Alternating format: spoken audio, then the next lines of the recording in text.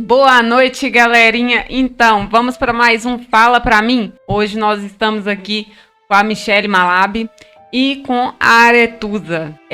Vai ser um podcast bem difícil, porque assim, nós vamos falar de um caminho doloroso, né, de uma história de vida, de aprendizagem, né? Esse caminho aí, traçar esse caminho do autista é um caminho difícil e a gente trouxe duas pessoas aqui que viveu e vivencia isso. E aí eu ia pedir para a Michele se apresentar pro pessoal.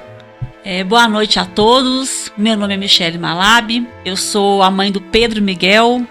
O Pedro foi diagnosticado em 2005 com autismo, na época autismo de grau leve, hoje seria autismo de nível 1 de suporte. E eu venho durante toda a minha trajetória, começou com a minha ajuda para poder meu filho superar as expectativas, as dificuldades dele.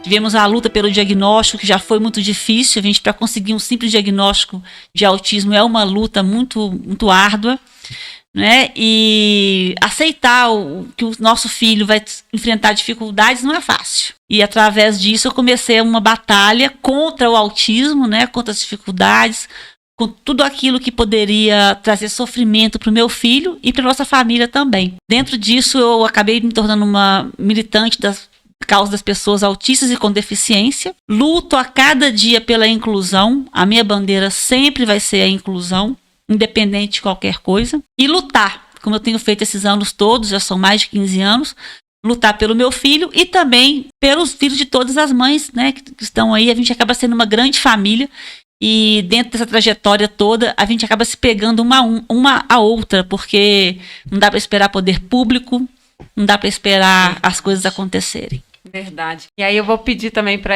a Aretusa se apresentar para a gente. Boa noite, meu nome é Aretusa, sou mãe do Wendel dos Santos. Ele é autista, hiperativo e esquizofrênico. Então isso foi descoberto, ele tinha 16 anos. Hoje ele tem 21 e a luta é muito grande, porque é muito difícil, a gente não tem apoio, nem eles têm um tratamento digno e nem a gente tem apoio. Então não é fácil, não é fácil. Não é fácil, né? E conta um pouquinho então, Michele, como que começou essa luta sua?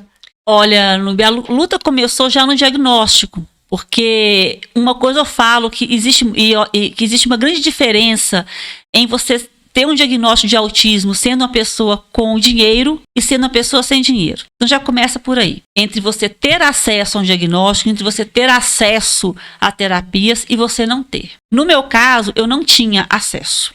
Eu vendi um carro, o dinheiro do carro acabou e eu não tinha nenhum diagnóstico ainda. Eu pulava de um lado para o outro. Até que quando eu consegui ter o diagnóstico foi no final de 2005. Pedro já estava com 3 anos e meio, mais ou menos. As terapias que tinham na época, as poucas terapeutas que atendiam, eram caríssimas. Eu lembro que era R$150 a hora. Hoje eu acho que isso nem é o que se trabalha hoje aqui, mas na época como se fosse 350 a hora. E ele tinha que fazer simplesmente 5 horas por semana. Então como que você tira dinheiro? De onde você tira dinheiro disso? Uma hora você chega e fala assim, não tem de onde tirar mais. Ou eu pago terapia, ou eu pago aluguel. Ou eu pago terapia, eu coloco comida na mesa. E tudo disso é importante. Então eu comecei a falar, não, eu não posso esperar governo, eu não posso esperar que os terapeutas tenham consciência de baixar preço, que esperar as pessoas se formarem, porque a gente tinha na época em Belo Horizonte 2 terapeutas só, que eram capacitadas para lidar com o autismo. 2. Muito pouco, né? Muito pouco. Então eu comecei a estudar. Eu me uni a um grupo de mães na época do Yahoo, era um grupo do Yahoo, de e-mail, não tinha WhatsApp, não tinha Facebook, não tinha nada. Era um grupo de Yahoo fechado com mais de 3.000 pessoas no Brasil inteiro e gente de fora. E aí nós criamos grupos particulares de mães que se entendiam, que tinham uma afinidade muito grande e uma ia trocando figurinha com a outra. Então eu conversava com a mãe no Japão, que me dava dica, Michele, faz isso, faz aquilo, tem uma terapia tal. Eu ia para a internet e estudar a terapia tal. Na época era internet de escada. Vocês imaginam a dificuldade que a gente tinha. E com base nisso eu fui estudando sobre autismo, estudando de terapia, estudando tudo, estudando meu filho, o que deu um resultado para ele. Então, por exemplo, um determinado brinquedo ele aceita brincar e ele está aprendendo. E aí eu ia naquele caminho. E comecei a fazer desenvolver bastantes métodos mesmo para poder estar engajando. Por exemplo, ele não olhava no meu olho. Eu andava de peruca dentro de casa, de nariz de palhaço. Andava. Porque ele tinha que olhar para mim. Ele ia aprender imitando. E como é que você imita? Assim, tem que olhar para a pessoa. Ele começou a olhar para mim. E eu passava, gente, era o dia inteiro em casa estimulando. Eu chegava no quarto dele, tinha quadro de rotina, como é que amarrava o sapato, como é que vou acordar, fazer isso, isso e isso. Parecia uma clínica. As pessoas ainda falavam assim, mas você não é mãe, você é uma terapeuta. Eu falei assim, sou. O dia que eu tiver condições de pagar uma terapeuta, com todo prazer eu pagaria. Mas eu não tenho condições hoje, ainda nem tem tantas assim em BH. E aí as mães, a gente naquela troca, muita coisa que deu certo com ele, eu coloquei nesse livro aqui. Que é o Na Montanha Russa, vou até te presentear com ele. Ah, eu quero. E montanha russa por quê? Porque as mães, a gente sempre sentia aquela montanha russa, né? Uma hora a gente tá em cima, uma hora as emoções vão subindo e descendo. Verdade. O jeito que eles também, o humor deles sobe e desce. Então eu ia dormir, eu não sabia como é que ele ia acordar no outro dia. Eu rezava para que ele acordasse bem, para que eu tivesse um dia tranquilo. Então, por isso veio o nome. E aí, na ânsia de ajudar outras mães, porque muita gente do interior mandava mensagem, Michele, mas aqui não tem terapeuta, aqui não tem não sei o quê. Falei, olha, pega o que você tiver. Começa a observar seu filho, ver o que ele gosta. Ele gosta de água? Então vai desenvolver atividades na água. Ele gosta de um determinado desenho animado? Desenvolve atividade com esse desenho animado. É engraçado você falar de desenho animado. O meu, ele é doente com Chaves. O meu também. Também? Também. É louco com Chaves.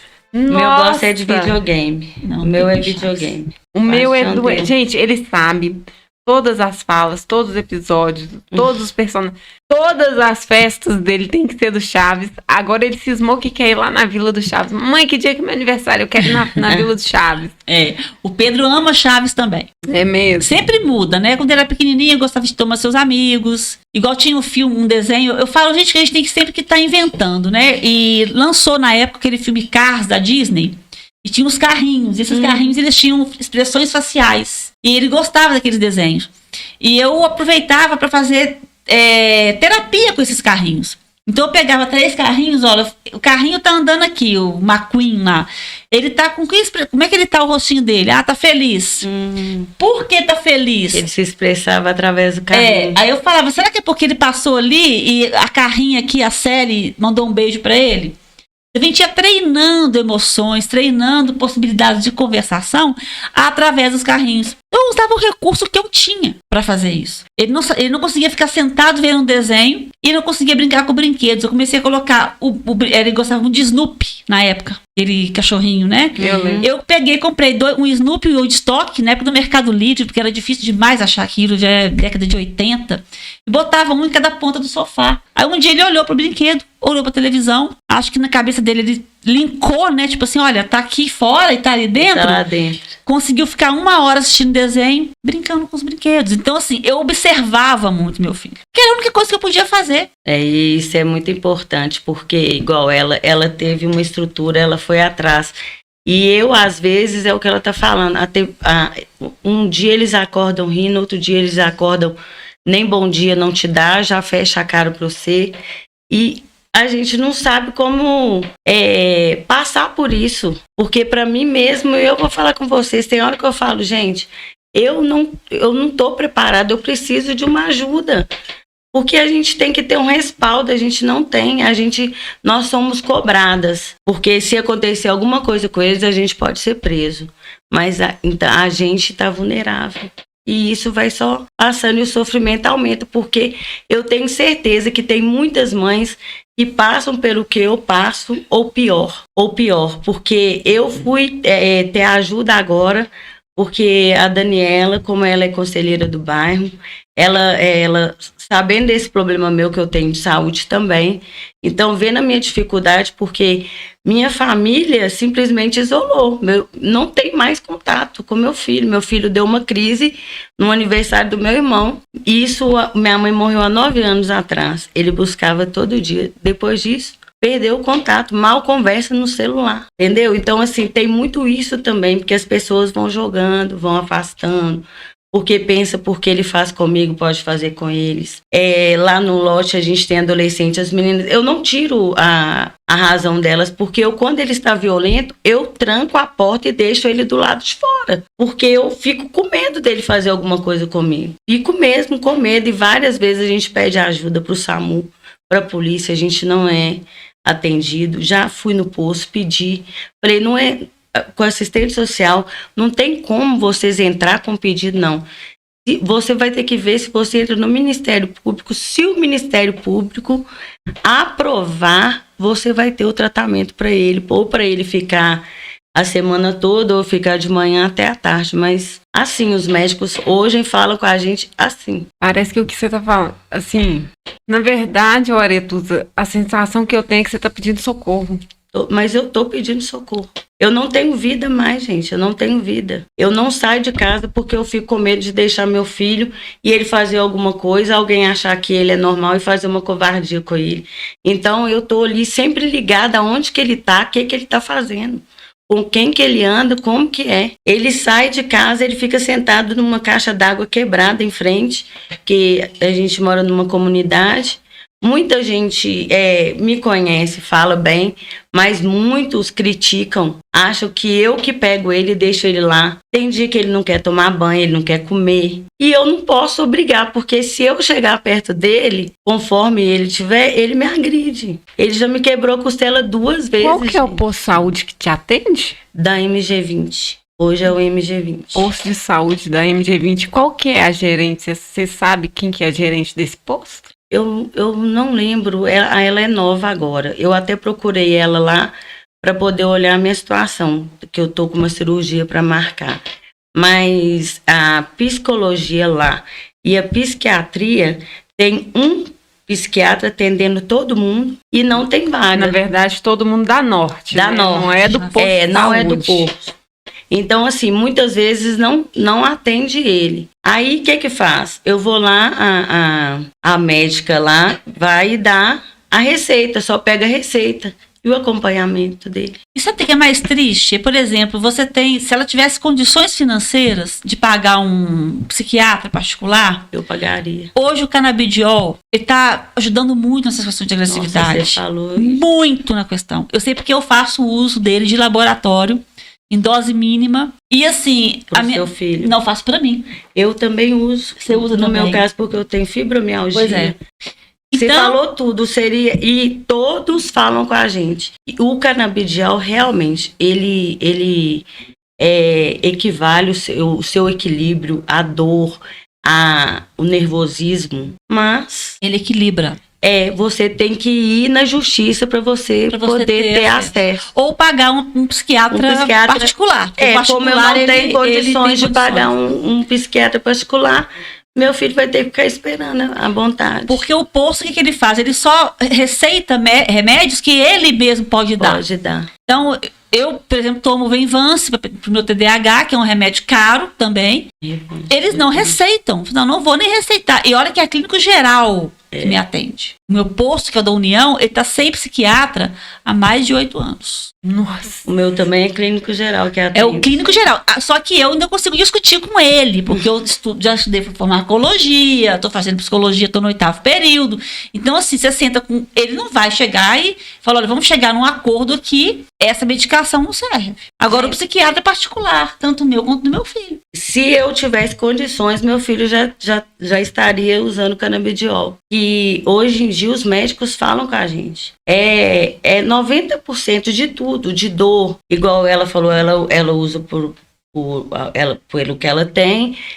Eles já me indicaram, eu uso também. Tem pessoas que eu tenho muito conhecimento, as pessoas me doam para me fazer o uso, mas ele não tem tratamento nenhum. E ela falou, não são todas as medicações que eles dão. Eu já entrei na farmácia de Minas não sei quantas vezes, não consigo a medicação. Eu tenho que dar. E isso, tem vezes que ele dá a crise, ele pega as caixas de remédio todas e joga fora. E ele não pode ficar sem medicação. Eu tenho que me virar e comprar a medicação. E assim, você não procurou nenhum associação, advogado para... Procurei assistência social, o assistente social falou que eu tinha que ir no Ministério Público para mim tentar. E você acessou o Ministério Público? Não, foi esses dias agora que está acontecendo isso. Para a Defensoria Pública, Aretusa, que eu acho que vai ter mais sucesso. Procura o doutor Estevão lá, na Defensoria Pública. Vê o que eles podem fazer. Lá eu tenho visto muitos casos que eles estão conseguindo, através de liminar. Porque o meu caso, assim, eu vou te falar a verdade, dá vontade de eu sair correndo. Eu fico com tanta pressão que, assim, eu tô depressiva, eu não tenho vontade de conviver com ninguém. Como ele fica em casa, eu fico com medo de deixar meu filho em casa. E às vezes ele pode tentar fazer alguma coisa com alguma pessoa porque não é da cabeça, e eu entro na frente para não acontecer nada com ele. Então, assim, a gente não tem vida. Simplesmente eu queria que eles olhassem pra gente, porque assim, é muito difícil, é cortar do convívio dos parentes e da pessoa que é paciente, porque as pessoas vão isolando a gente, porque elas ficam com medo de conviver. Verdade. Gente, a coisa é tão séria que teve um caso, se não me engano foi em São Paulo, de uma mãe que o menino com 5 anos, autista, a mãe teve um mal súbito, faleceu, e o menino ficou 10 dias do lado do cadáver, até que algum parente deu falta, 10 dias depois. Misericórdia. E isso mostra a fragilidade que nós estamos errando como sociedade mesmo, porque nenhum vizinho deu falta dessa mulher. Nenhum vizinho falou, cadê fulana com o menino? E era pandemia, então não tinha nem escola. Pra escola ir lá mandar o conselho tutelar, porque faltou mais de 3 dias, né? Por não ter muita ajuda, eu me travo nesse meio. Porque aí vem a minha depressão, vem a minha dificuldade da minha saúde. Aí eu já falo assim, sabe o que eu vou fazer? Ninguém resolve nada, eu vou lá, pego os remédios, tomo remédio, durmo um dia inteiro para poder passar aquela situação. A minha vida tem sido isso, dia após dia. Gente, funciona, a coisa funciona como você viaja de avião e aeromoça, tem aquela frasezinha, né, básica, que fala assim, em caso de especialização vai cair máscara, você coloca primeiro em você, depois no outro. Se você não se cuidar, você não consegue cuidar do outro. Uma pessoa fragilizada, ela não consegue cuidar do outro. Verdade. E mexe com tudo. A gente não tem a paciência que a gente tem que ter, porque a gente não tem o cuidado. Então tem hora que ele chega perto de mim. Na verdade, não tem o cuidado e nem a condição, né? Verdade, Nem mas aqui, condição. muitas vezes a gente, até não falar, por causa da agressividade deles, a gente fala de um jeito que pra gente a gente tá cuidando. Mas pessoas que passam perto da gente vê como maus tratos. E nós somos julgadas por isso. Mas muitos deles, se você não ter pulso firme, eles fazem o que quer. Então, lá eles falam isso com a gente, que a gente tem que ter um pulso firme com eles. Agora eu falo, como que eu vou ter um pulso firme com um filho de 1,75 m, que um empurrão dele me quebra? Nossa. E aí eu te falo, faltou inclusive, por exemplo, no Brasil não se fala em contenção. Uhum. Eu fiz um curso de contenção em São Paulo, porque uma amiga minha dos Estados Unidos, que era desse grupo de Yahoo, falou, faça. Meu menino estava com 5 anos. Eu falei, você tá louca? Vou fazer um curso de contenção com meu filho que tem 5 anos. Ela, Michele, ele vai crescer. Eu não tenho estrutura para isso. Talvez você não precise fazer. Eu fiz o curso. Eu viajei para São Paulo e eu fiz o curso. Eu sei conter um adulto. Nunca muito precisei triste. conter meu filho. É muito triste. Mas eu pensei, se eu precisar conter, eu tenho que saber conter, porque ele pode me agredir. Eu não contei de frente, tem técnicas de contenção que você utiliza. E eu fiz o curso, eu falei, antes de eu pecar pelo excesso que é pela falta. Mas aí entra na situação que a Aretusa colocou. Você tem que ter o acesso a isso. Custa dinheiro, custa deixar seu filho com alguém para você pegar um ônibus e ir para São Paulo, fazer esse curso lá, pagar seu hotel. Coisa pagar... que o salário mínimo não dá, porque a gente não pode trabalhar. A gente tem que viver com aquele salário mínimo ali para tudo. E a gente não tem estrutura de nada. Eu acho que é tão burro, é tão burra essa estrutura, porque você pensa, se você pega uma pessoa desde criança que tem uma dificuldade e você põe as terapias corretas, você coloca, às vezes nem medicação, meu filho começou uma medicação agora, tá um pouco de depressão, eu não tomava. Gente, a medicação que meu filho toma não resolve. Já não resolve mais, porque não resolve. vai criando resistência. Então, eu só dei agora, depois da pandemia. Então, assim, ele não tomou até então, até 18 anos não tomou medicação nenhuma. Então, o que acontece? A terapia correta, o estímulo correto, aí você consegue que aquela criança não tenha tanta comorbidade, aí ela consegue se inserir no mercado de trabalho, você consegue não precisar do LOAS, porque ele vai ter o salário dele, a família vai conseguir trabalhar.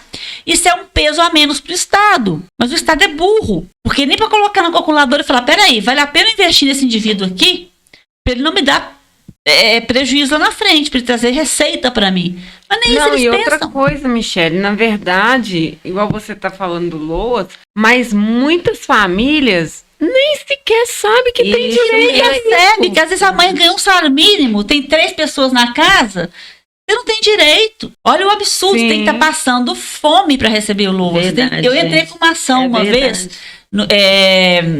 na Justiça Federal, porque eu falei o seguinte, é um absurdo. Eu quero o LOAS para poder pagar o tratamento dele. Aí eu fiz na minha defesa, não entrei com advogado, eu fiz tudo sozinha. E coloquei, olha, eu preciso, levei carta de psiquiatra, levei tendo que os mexer com isso cursos, também. fiz tudo. E falei, olha, eu preciso do LOAS para poder pagar a terapia dele. O juiz, na recusa, ele colocou lá que sentia muito, que eu estava realmente certa, que a minha intenção era correta, mas que a lei dizia que era daquela forma e não tinha como ir contra a lei. Aí eu pergunto, cadê os nossos governantes lá de Brasília, que é uma lei federal, e até hoje não mudou esses critérios? Cadê? E muitas vezes, por isso, eles têm, ele igual o LOAS. O LOAS, eles te dão um LOAS lá. A família, às vezes, desenvolve problemas que não tem como você se tratar, porque você não tem condição. Aí, igual no meu caso, eu tenho meu problema de saúde. Meu menino recebe o LOAS. Eu não posso receber com o problema todo grave que eu tenho. A única coisa que me melhora é a morfina. E a gente não consegue, vai para o extremo juiz para poder ter o direito. Isso já tem 3 anos que eu tô nessa luta. Nossa. Gente, eu vou falar que a saúde mental tá um caos. Tá um caos. E o que, assim, me deixa mais revoltada é ver que a gente vê muita gente se falar disso, mas fazer... Não fazer. Você não vê ninguém fazer nada. Não. Você não vê ninguém virar e falar assim, nós estamos criando essa lei aqui para beneficiar as pessoas da saúde mental. Nós vamos fazer isso aqui para melhorar a qualidade de vida de fulano ou de ciclano. Então, assim, eu acho que falta, na verdade, pessoas que realmente são militantes, que realmente Querem brigam ajudar. pela causa dos autistas. Eu não vou citar nome, não. Eu tô apesar de eu estar muito revoltada e estar querendo citar alguns nomes aqui, eu não vou fazer Não isso. sinta. Não precisa. Eu não vou fazer isso. Tomara que chegue na nossa Até secretária porque, de educação, alguém para poder... Quem é da causa sabe de quem você está falando, quem é da causa sabe quem podia estar fazendo e não está fazendo. Uhum. Isso aí você pode ter certeza que todo mundo sabe. Você sabe por que eu montei esse podcast? Montei não, né? Esse podcast, na verdade, ele é do D2, eu uso o estúdio dele. O podcast é meu, tá? Fala pra mim. Então, assim, eu montei isso aqui por causa disso. Porque, assim, eu como liderança, né, que tô à frente de 2 comunidades, eu vejo todos os dias, Michele, a fome, a miséria, a dor, a dificuldade, a falta de acesso, o desprezo, todos os dias. E, assim, isso foi me criando uma certa revolta. Eu falei assim, eu tenho que pôr isso pra fora de alguma forma.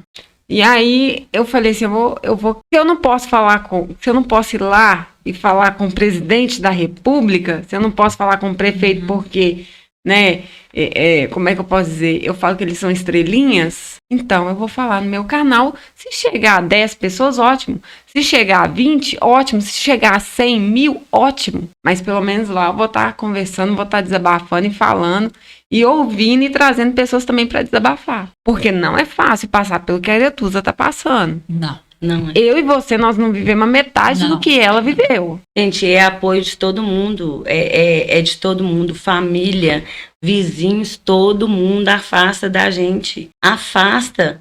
Porque muitos julgam, falam que aquilo ele tá fazendo graça, sabe? Muita gente não...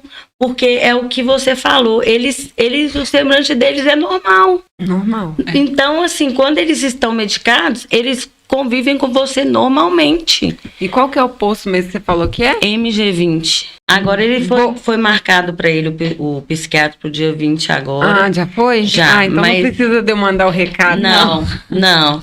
Mas o caso é o seguinte, o caso é que chega no posto, como ele tá delirando. Os remédios não fazem efeito nele mais. Não fazem mais. Ele fala coisas com você que, assim, você fica boba. O que a gente estava falando aqui. São atos sexuais, são muitas coisas que a gente não está preparada.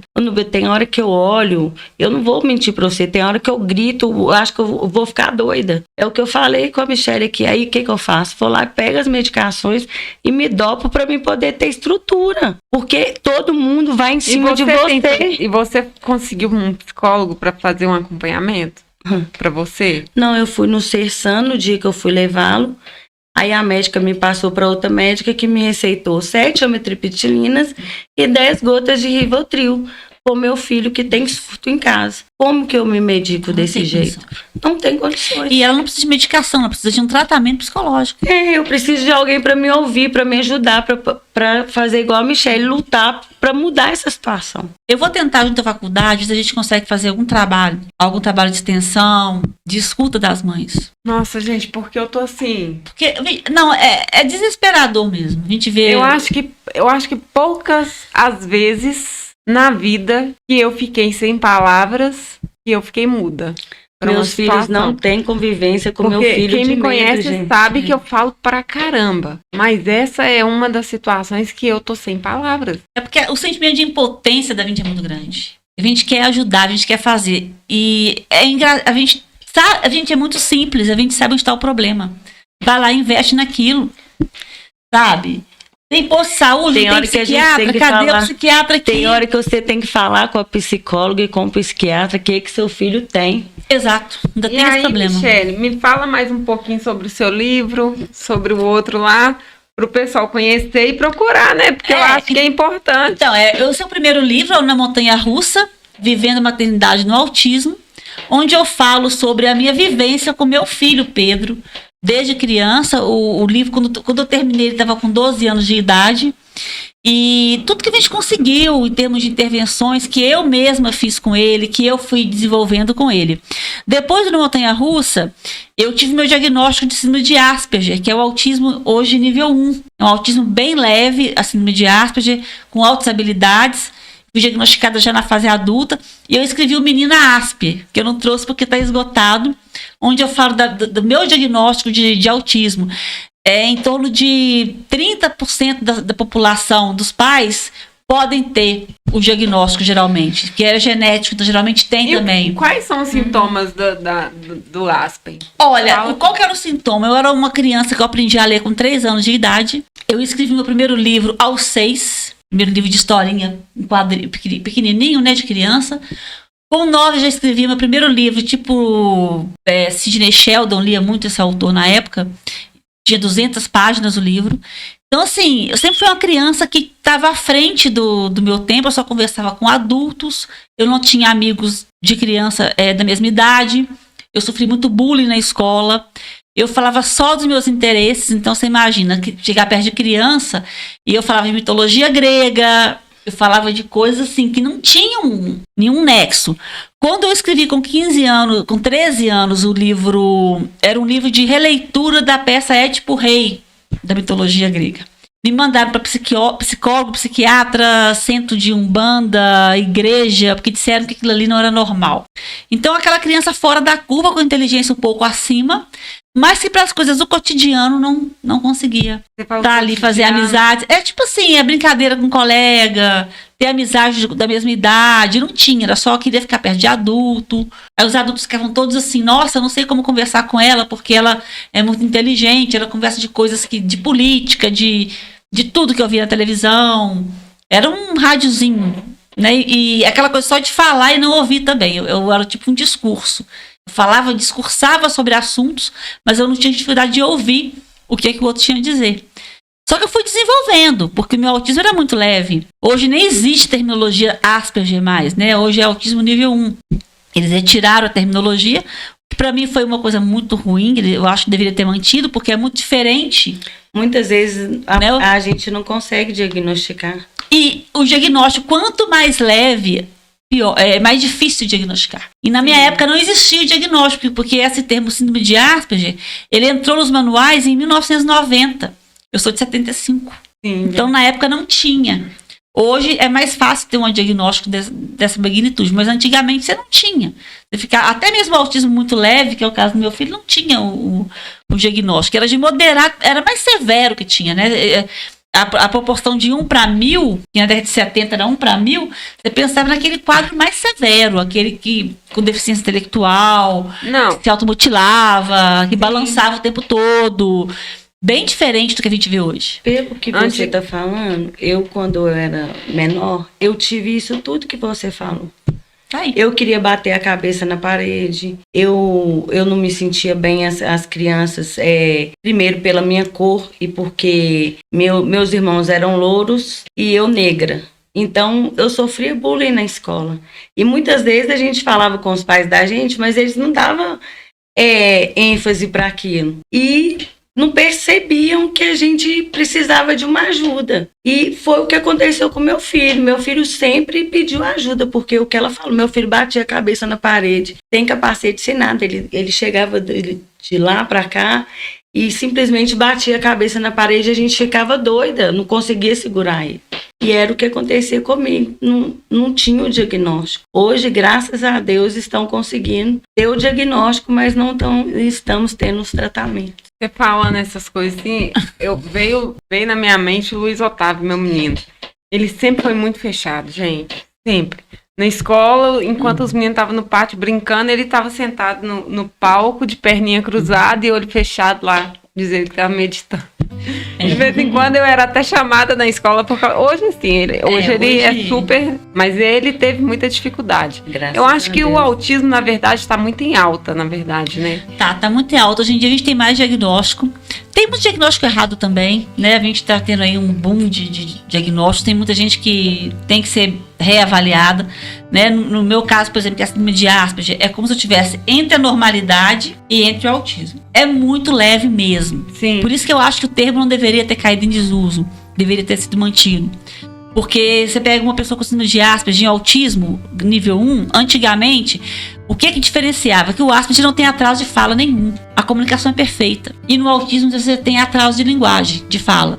Vai demorar a falar. Só isso que diferenciava. Mas não é só isso. Como é que você vê o autismo nível 1, 2 e 3?